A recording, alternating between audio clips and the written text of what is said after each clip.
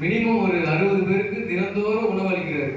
முடியாதவங்க, வயதானவங்க, பெற்றோர்களால் கைவிடப்பட்டவர்கள் அல்லது பிள்ளைகளால் கைவிடப்பட்டிருக்கிற வயதானவர்கள் எல்லாம் தேர்ந்தெடுத்து 60 பேருக்கு தினமும் உணவளித்துக் கொண்டிருக்கிறாரு.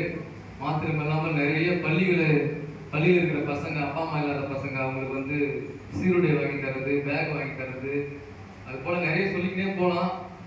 அவ்வளவு நன்மையில செய்து கொண்டு வர்றாரு. இப்போ ரீசெண்டாக கூட என்ன செய்யறாருன்னா, இந்த ஃப்ரீசர் பாக்ஸ், அது ஒரு வருஷத்துக்கு மேலே ஆயிடுச்சுன்னு நினைக்கிறாரு ஆரம்பிச்சு.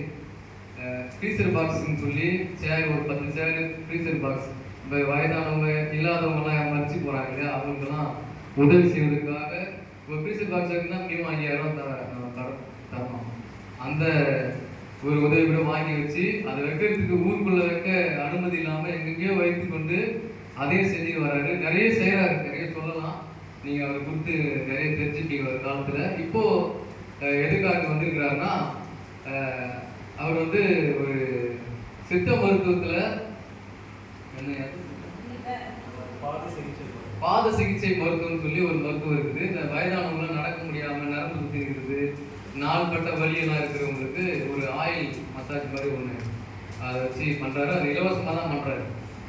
அந்த ஒரு வேலை செய்வதற்காக இப்படி தெரிந்தவர்கள் தெரியாதவர்கள் இப்போ இங்கே வரணும்னு அவசியமே இல்லை. இவ்வளோ நாங்கள் அவர் வந்து செய்யணும்னு அவசியமே இல்லை. எப்படியாவது யாருக்கும் உதவி செய்யணுன்ற ஒரு நல்ல எண்ணத்தில்.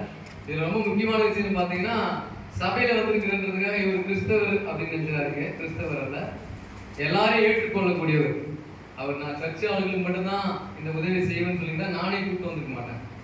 அவரோட என்னன்னு பார்த்தீங்கன்னா, ஜாதி மதங்களை கடந்து எல்லாரும் பயனடையணும். எல்லா வயதானவர்களும், குறிப்பாக வயசானவங்க தான் இதில் பாதிக்கப்படுறோம், எல்லாருக்கும் இந்த நன்மை கிடைக்கும்னு சொல்லி பிரயாசப்படுற ஒரு நண்பர். எனக்கு ஒரு கடந்த ஒரு 10 வருடத்துக்கு மேலே அவர் தெரியும்.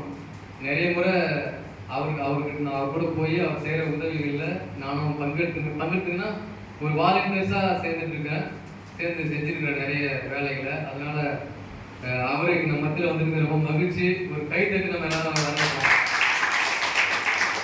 இப்போ இந்த அவர் செய்கிற அந்த சிகிச்சை முறை பற்றியும், அதனால என்ன நன்மைகள் கிடைக்கும் அப்படின்றத பற்றியும், யாரெல்லாம் இதை வந்து பெற்றுக்கொள்ளலாம்ன்றது சில காரியங்களை குறித்து இவர் நம்மளோட பகிர்ந்து கொள்வார்.